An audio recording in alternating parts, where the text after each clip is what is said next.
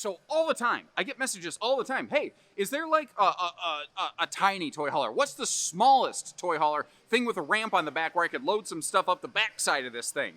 And for the most part, they're all pretty big. So we built our own that's not.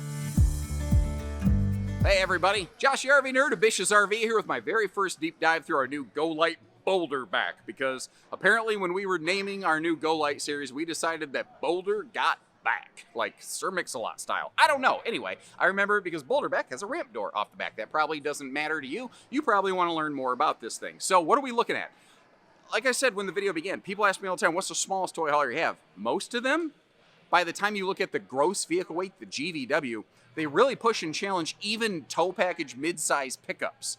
There wasn't anything for the, like, someone's like, I don't have a giant vehicle, but I have like a couple dirt bikes or an ATV or a couple kayaks or e-bikes or dog kennels because I'm on the dog show circuit. Like, what RV works for me? And generally speaking, there kind of wasn't one. So we came up with our own, and this is the thing that we came up with. Everything on this is designed to be, you know, function first, fashion second, but maximum function wherever possible. Like your cargo living space. Obviously, you can load stuff up the backside of this thing, but when you get to your destination, you've got a handy little dining bar. You've got a quaint, we'll say, very compact little camp kitchenette, a very tiny dry wet bath. That might be a sticking point for some people. Let's get that out of the way right away.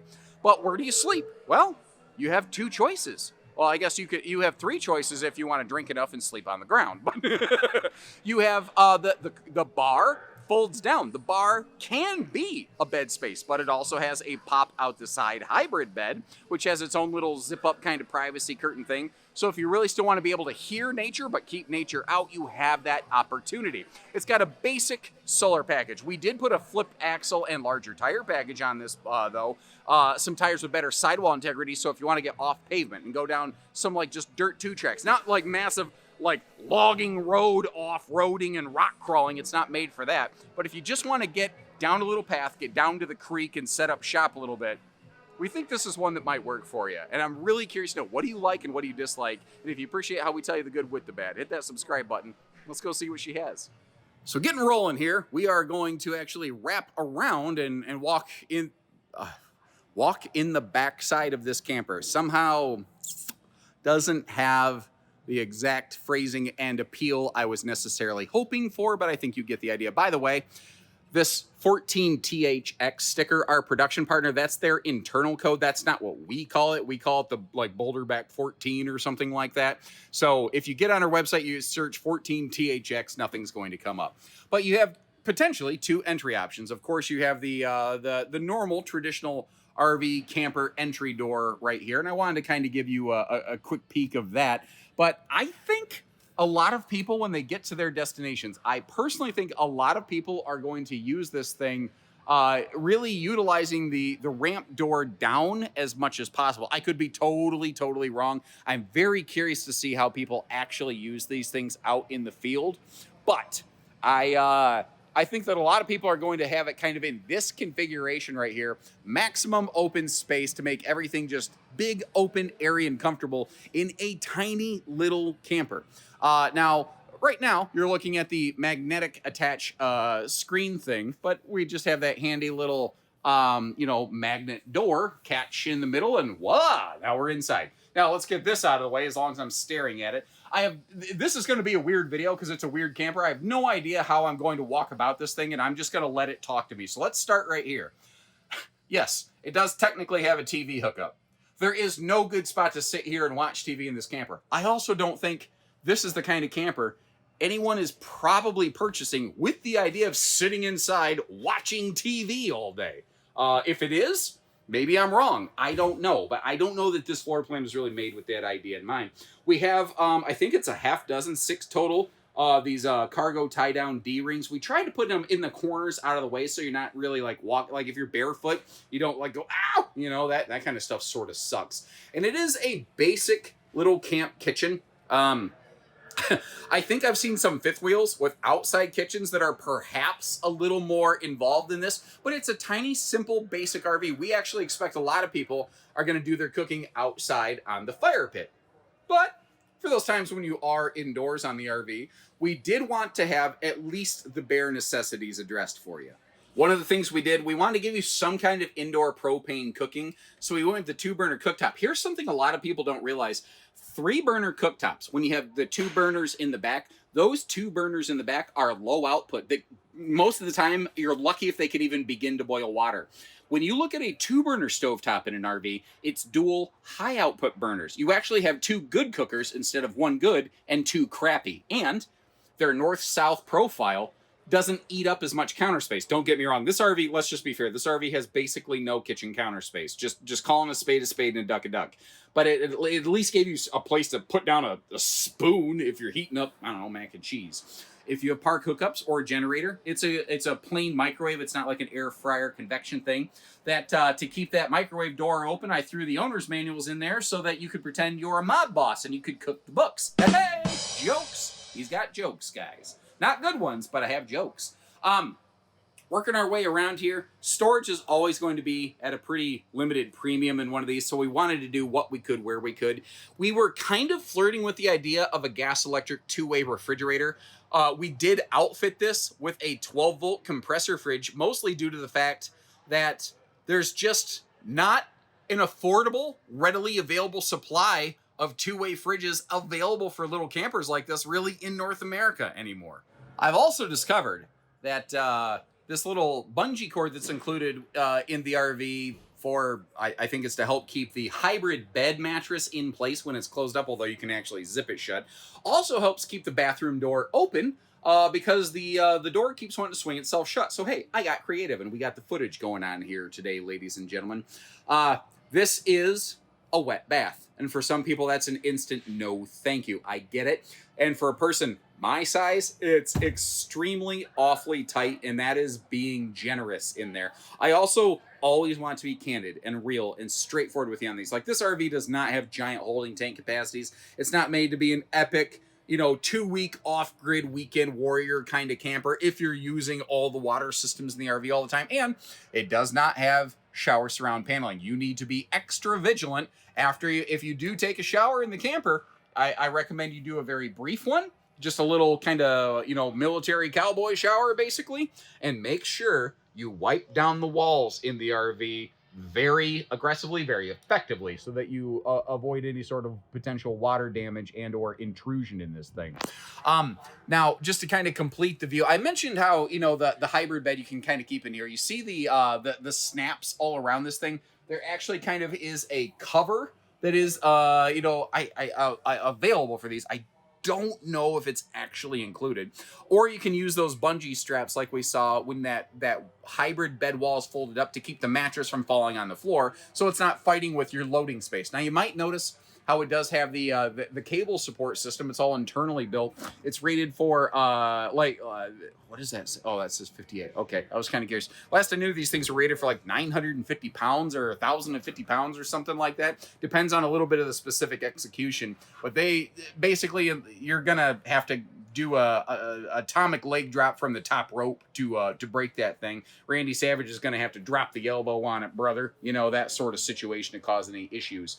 By the way, before I forget, somebody might ask, do you have I just hit the sparker on the stove. Do you have a patio gate system available for this? At the time I'm releasing this footage, no. We are actively searching for solutions so that we would be able to offer one at least aftermarket through our Bish's RV locations. But that is not, at the time of this filming, currently an option. If that's important for you, contact our team. This over here, though, I think is another one of the really smart use of spaces that we put in this tiny box camper.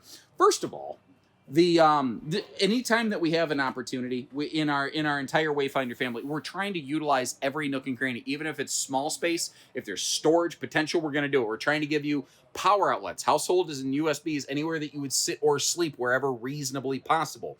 And on this thing, if you want to sit inside and sit down and just shoot the breeze with friends, grab a drink, or you need the extra space here, it has this handy little kind of folding bar space with the floating stools that are included. But you don't only have to sleep in the hybrid bed, because that bar is also a bed.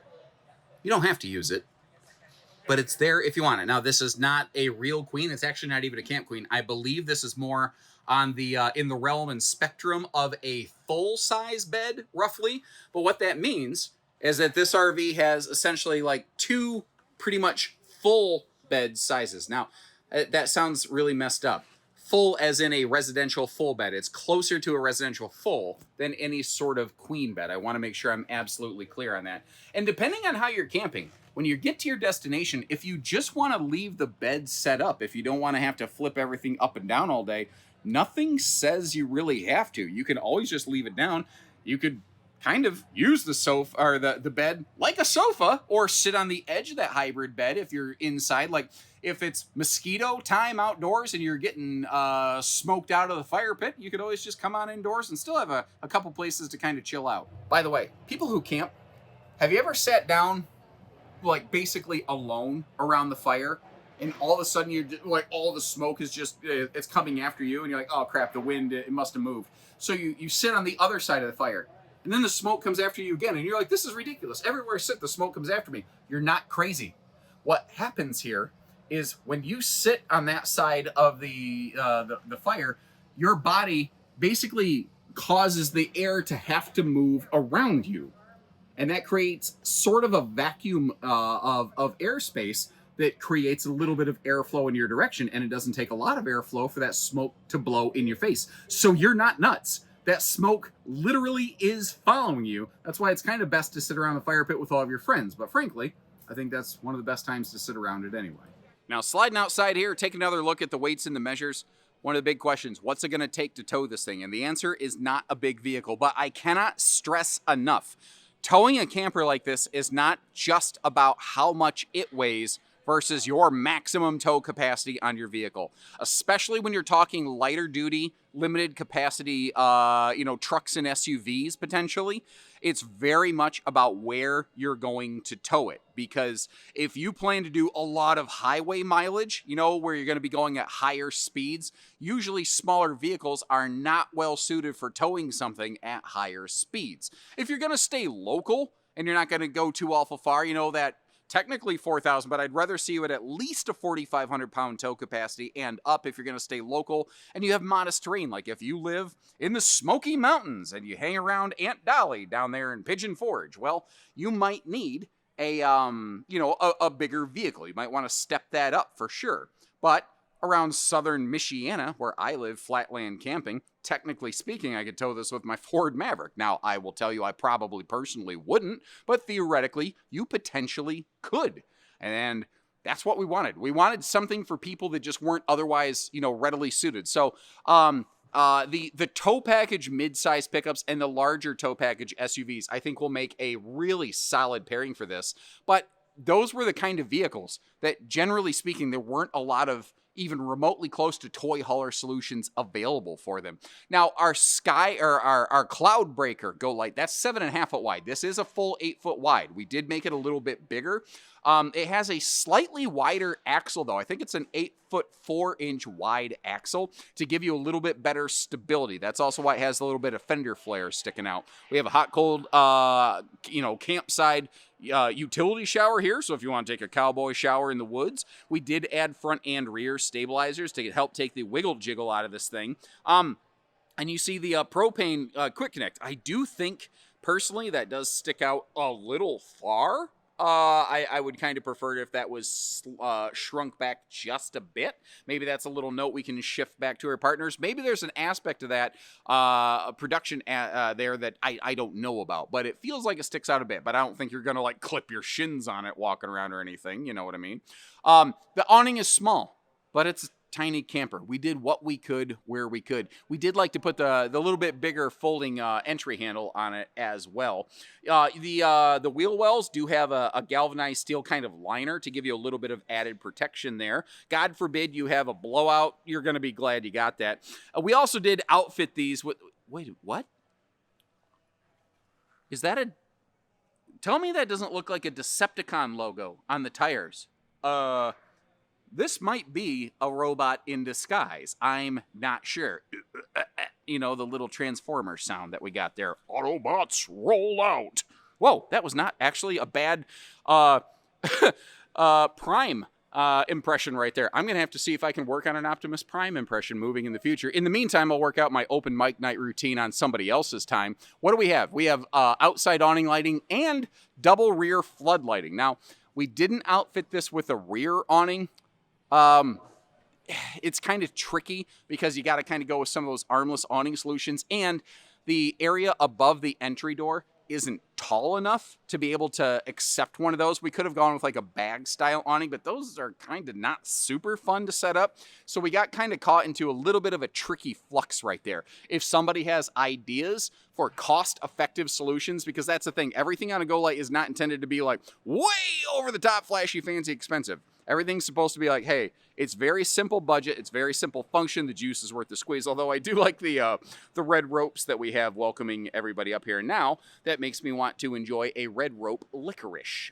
Anyway, so your screen right here, it has the center thing on it. It's not like a zipper style, it's magnetic, so you can just kind of flip it open, flip it shut, come and go however you want to. But I purposely did this. I pulled that top magnet down a little bit. You see how it's kind of slunk down.